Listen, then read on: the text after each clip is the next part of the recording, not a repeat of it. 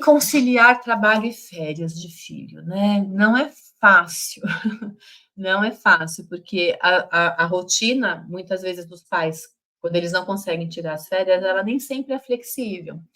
Então, a gente tem aí um dado positivo, que é que 58% das pessoas que instalam bloqueios no celular relatam uma eficácia, né? Então, isso é bacana.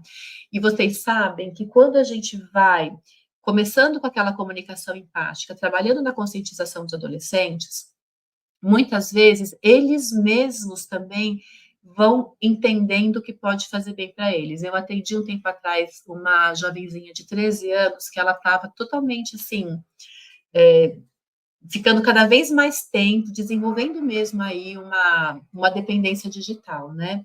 E aí a gente a mãe foi trabalhando com ela, foi mostrando, foi falando, a gente foi acompanhando também, até que ela entendeu que ela precisava dormir e comer, né? E ela encontrou um aplicativo, né, que o aplicativo pontuava para ela os momentos de pausa, os momentos de tomar água, os momentos de comer. E para ela foi ótimo, por quê? Porque ela se irritava cada vez que a mãe ia falar para ela que era o horário da pausa. E ela começou a se autorregular, né? Então, esse é um trabalho de construção mesmo, né? E por isso que é importante vocês conhecerem os aplicativos também. Definir alguns pontos de checagem fixos, né? Então, de repente, sei lá, você está trabalhando de casa ou trabalhando fora, fazer aí umas 2 chamadinhas durante o dia para checar o que foi que ele fez de manhã, quais foram as atividades, né? Conseguiu ficar só o tempo que a gente combinou? Ou olha, o aplicativo que eu instalei mostrou que você ficou mais tempo, como é que a gente vai fazer agora? Né? Ou ele pode falar, poxa, mãe, caiu o que eu estava fazendo no meio, eu não consegui terminar, você pode liberar mais X minutos. Então, esses pontos de checagem, eles são importantes. Tentar fazer um contrato de férias com eles, né? Então, definindo aí qual que é esse limite de tempo de tela e, ao mesmo tempo, definindo metas offline. Quando eu falei que hoje o cérebro das nossas adolescentes funciona de uma forma diferente, eles têm muita dificuldade em encontrar o que fazer nos momentos de tédio, né? Aquilo que a gente chama de tédio criativo, né? Para eles é um tédio desesperador, porque falta esse treino do que fazer no momento em que eu não estou fazendo nada. Então, de repente, vocês sentarem e já pensarem com eles alternativas do que eles podem fazer nesse tempo offline, para que eles possam ter um parâmetro e começar a treinar um pouco, né, desse ócio criativo desses períodos, tá? Revezamento com outros pais, avós, clubes, né? Então, montarem aí uma rede de apoio, isso é muito bacana. Às vezes, famílias de amigos tiram férias em períodos diferentes, dá para um viajar com o outro, né? Ou um leva, outro busca para o clube. Então, essas coisas também ajudam muito. Se você faz, por exemplo, um home office, isso facilita um pouco nesse sentido de que, bom, então vamos lá, né? 1, 2, 3 horas por dia é um co-work da família inteira. Eu estou aqui trabalhando e você vai achar alguma coisa para fazer que também seja produtiva, e vamos fazer aqui todo mundo junto, né? E um check-in emocional diário de 10 minutos, né? E isso é uma coisa que as famílias elas não têm muito hábito de fazer, mas ele é muito importante e ele cria um espaço para conversa. Quem não tem hábito de fazer, às vezes fica muito estranho, né? Fica uma coisa meio truncada, às vezes meio forçada. Mas à medida que vocês vão praticando, isso vai ficando mais fácil e mais gostoso.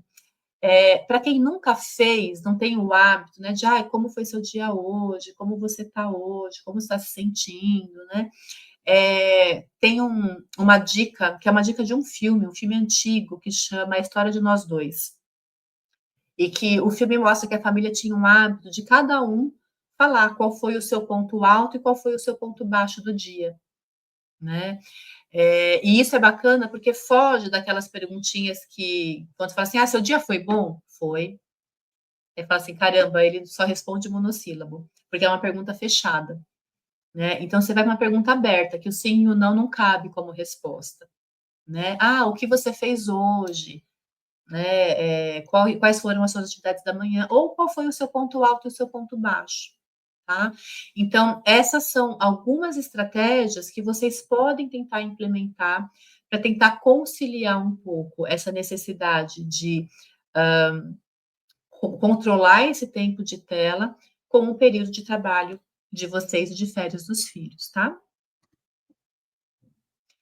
E aí, né, pensando ainda no equilíbrio digital nesse período, de final de semana, uma coisa que também é muito bacana é a gente propor um dia offline. Só que aí vocês, enquanto pais, têm que estar no offline também, né? Então é um dia que todo mundo põe o celular na gaveta, né? E vai passar o dia sem ele. Isso é muito bacana porque reduz bem o uso semanal de tela, né? Planejar esportes, planejar fazer algum hobby, né? Usar o final de semana que vocês também estão livres para fazer outros tipos de atividade.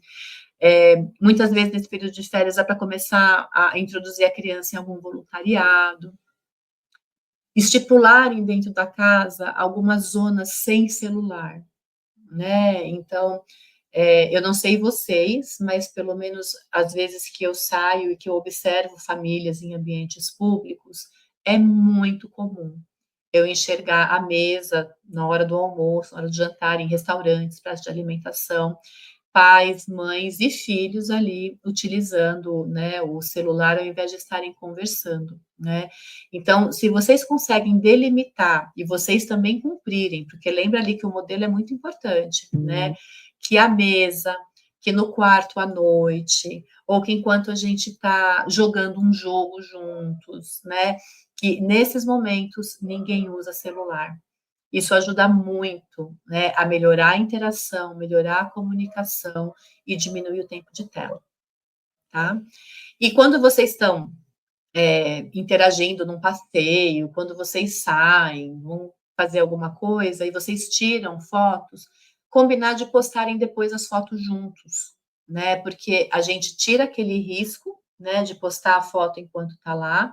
Você acostuma a pessoa a curtir mais o momento e não perder tempo ali em ficar postando a foto para mostrar onde está, e compartilha ainda o momento de reviver aquele passeio, aquele momento, escolhendo as melhores fotos para vocês postarem, tá bom? Então, são algumas dicas aí de vocês buscarem esse equilíbrio maior nesse período.